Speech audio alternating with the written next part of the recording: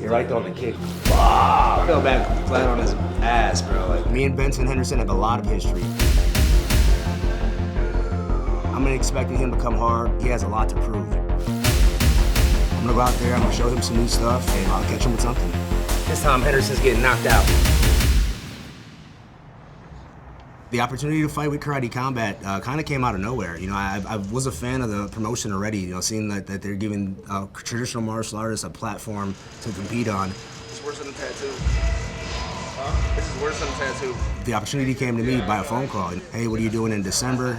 We're doing a big fight show in Las Vegas, Nevada. And then they didn't even tell me the opponent yet. And then once they said the opponent, it was just a no-brainer for me. I was getting ready for a boxing fight before I got this call, so I was already, you know, in sparring shape. I was in shape to take this opportunity. I just had to change up the rule set. I love this rule set, and I think it's incredible for the martial arts world. And I just think it's like this sport was built for Anthony Pettis, to be honest. This opportunity with Karate Combat is going to be special. When we don't have to worry about takedowns, is going to do some special things. He wants to show martial arts, not just fighting, martial arts, the beauty of these incredible techniques. So as we like to say, kicking necks and collecting checks, and it's showtime. Training for the fight is going amazing. I mean, you know, I'm 36 years old now. I've been doing this for a long time. Very professional in my approach to these training camps now. I don't really train with a full team anymore. I bring my team to me. All the training's based around what I need. For the pit, what we did is lined up the mats. We kind of put a slant on it, so we're just trying to play around with it. I would say the hardest part of that is defensively. Like offensively, I already know how to use that. Like, I'm so used to being able to bounce off a cage and, you know, Superman punching somebody or jumping off the cage and kicking somebody. The pit just brings a whole nother dynamic to it, you know. Defensively, I see guys fall and they're stuck on their back there. It's a weird position that I never fought from, so, you know, we've been practicing that. But, you know, I'm excited. You know, I love challenges, and I think this presents a whole nother challenge that I've never experienced. 4, 3, 2, 1, good. What do you say to rumors that Karate Combat was designed based around that specific kick from you? I think it's true. Raymond Daniels actually tried to do one, but no one's landed it yet. So yeah, a 1,000,000% I'm gonna throw that kick, you know, especially against a guy like Benson Henderson. The way that kick works is the southpaw orthodox fighter. Ben's a southpaw, I'm orthodox. I threw it once at him, and now it's part of my arsenal, it's part of my game. It's weird because people think I'm trying to be flashy or I'm trying to do like these crazy moves. It's just how I fight.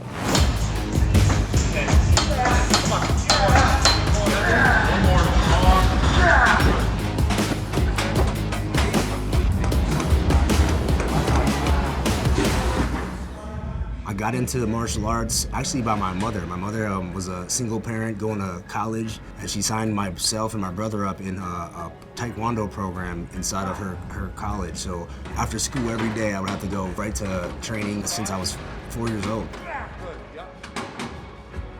I lost my dad when I was 16 years old in a house robbery. At 16 years old, they're kind of figuring out who you're gonna be as a man, how you're gonna grow up, and you know that happened to me, and I had to make a lot of decisions really quick and had to grow up really fast. So I think that really brought me close to my brothers. At that time is when I opened my first gym up. Me and my older brother, you know, that was kind of our distraction from what happened to us, and we were very successful. You know, I was driving a BMW 740 in high school because of my ability to teach martial arts.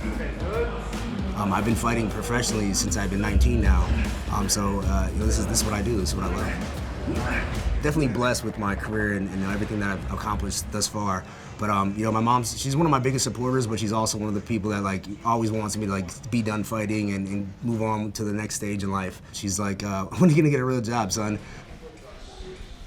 Man, I have the best support system when it comes to my family. And my wife is at every fight, every training session. If I'm cutting weight, she's making my food. If I'm dying in the weight cut, she's the one telling me, hey, get back in the sauna, get back in the hot tub. Like she's kind of the rock of you know, why I'm doing this. Mucho pancakes, sí. She said mucho pancakes? Yeah. And she's seen the highest highs and the lowest lows in this sport. And you know, she's still by my side. My older daughter already is in martial arts. She's actually a blue belt right now. She doesn't love it. I want her to be able to defend herself, but I don't want to push her into, you know, something that she doesn't love. Boom. My younger daughter, she's probably seen more fights than most people. Like she's at fights every weekend with me. When she sees fights, she's like, she calls it pow pow. That's enough of that. It's kind of just part of our life, and you know, I don't want to push it on them, but you know, if they ever do want to, you know, explore that option, I would never say no. I think you know, it's a great lifestyle. That's what gave me my confidence, my discipline, my respect. You know, the person I am is because of martial arts. Everybody thinks it's fake because he did this right here.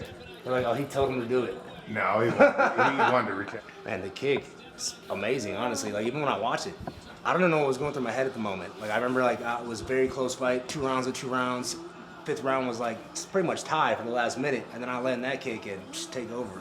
There was a camera guy on the fence. When I jumped off, I kicked him in the nuts, and then I hit Ben Henderson. I saw him at the UFC fight. A 2-hitter. He was like, you know, you kicked me in the nuts. Watch, you can see it when I jumped off the fence. Nuts. I'm glad I'm not gonna have to deal with his hair though. Like grappling with him with his hair, that shit was so annoying.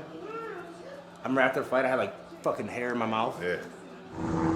My life is based around training. So I understood like this. It's not about these yo-yo training camps, and you can't get out of shape and in shape. A fight's a fight, and I've been doing this my whole life. So I know what I'm signing up for. I know what I'm getting into. I know what shape I need to be in. Yeah, I didn't have to really change too much for this. You know, besides flying Duke out and getting him here and getting our game plan together. I've been on the same track for most of the year.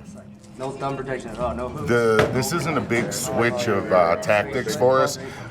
Because Anthony used a martial arts style of striking. And one thing I did is make sure we never took the martial arts out of Anthony. He's always shown a flash of his original style while adding new techniques to, like I like to call Pettis Kwando. He's very well prepared for this fight. That being said, I think it's going to be a great fight from both fighters, but I have a lot of confidence in my man, his skill set, and we can't count out Benson Henderson. It's tough to beat a man once. It's hard to beat him twice. It's going to be really hard to beat him 3 times, and we're up for that challenge. I know that Ben is going to bring in a lot of dedication and personal conviction to want to get this win back, but I just think Anthony's going to be too much for him, too versatile, and just have a lot of different options going on. Again, the open palette here at Karate Combat is going to favor Anthony Pettis. Yeah, me and Benson Henderson have a lot of history. I mean, the first time we fought, I could not stop thinking about this guy. He was unbeatable in WEC. Then he went to the UFC and took over that and won the UFC belt. Me winning the belt in the WEC, and then we go to fast forward to the UFC. I also won the belt from him. So we have a lot of history together. I have a lot of respect for the guy as a martial artist. I mean, he's tremendous when you look at his resume and what he's accomplished in the sport.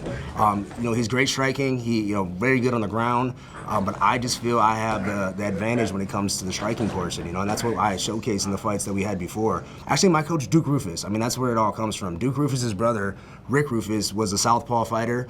Duke was an orthodox fighter, and Duke showed me how to beat southpaws. And I think my skill set and my knowledge on how to fight a southpaw fighter is what gives Ben problems. I'm punching with you. Cover. Cross. You got to cover and cross at the same time. You got to cover. The first fight was very close, and Anthony was able to pull it out. Second one, Anthony did it big, but Benson's improved in a lot of ways at striking since that fight and become very, very more well-rounded on his feet as well. And it's going to create an interesting narrative in the fight to see each one of those guys growing up in martial arts. I think my hand gets raised. I mean, I don't go into any fight thinking that I'm gonna lose it. Based on our history, he has a lot to prove. I'm expecting him to come hard, do what he's been doing. He can't really change up his stance. He can't really change up his style. I'm gonna show him a lot of different things, though. I mean, this rule set allows me to be free out there. I'm gonna go out there. I'm gonna show him some new stuff. I'm gonna be myself, be flashy, and I'll catch him with something. It's not that I'm not afraid, it's just I feel very confident with the skill set that I'm bringing into this set of rules. Like, the cool thing is I could jump, spin kick, fall on the ground, reset. You can't get on top of me, hold me down for a day. So I'm comfortable about that. The biggest thing I think is that low kick he has. Yeah. Other than that, it's basic fucking striking. Yeah. His strength is jiu-jitsu and wrestling, right? Yeah. I think that's what he's built his career upon, not striking. And I built my career upon striking, so. The ironic, the first fight, you fought him differently than the second fight, and now we're going to do it again in the third fight. There's going to be 3 different Anthony Pettis. Yeah, first fight I was super Muay Thai based, I stayed strong, I stayed long. Right body kick. Honestly, I 2-1 though. I 2-1. Yeah. 2-1 But you dropped him in the 4th round with a nice straight too. Yeah. I mean, it's and that jump knee. Yeah. So and then the second fight, he tried to hold you on the fence, but then once you got off and the game body set kicks, match, boom, boom, yeah. boom. And that's what that has to be in his head. Those body kicks I had him with. There was 5 clean body kicks right to his ground. That's why I got the submission. Like legit, I heard him with the body kicks. I heard it. Like when we went to the ground, he was breathing like still trying to catch his breath with the body kicks. As a martial artist, I have nothing but respect for Ben, but as a competitor, I'm coming to get that win again. I got the pit to fight in. my rule set, my game plan. I can't go out there and expect a Showtime kick to land or expect something, a big knockout to happen. But when I go out there, I'm gonna paint another masterpiece. December 15th in Las Vegas, Nevada, me and Benson Henderson do it for a third time. This time he gets knocked out. You already know it's Showtime, baby. Thanks for watching. I'm Layla, and if you liked what you just saw, make sure you subscribe.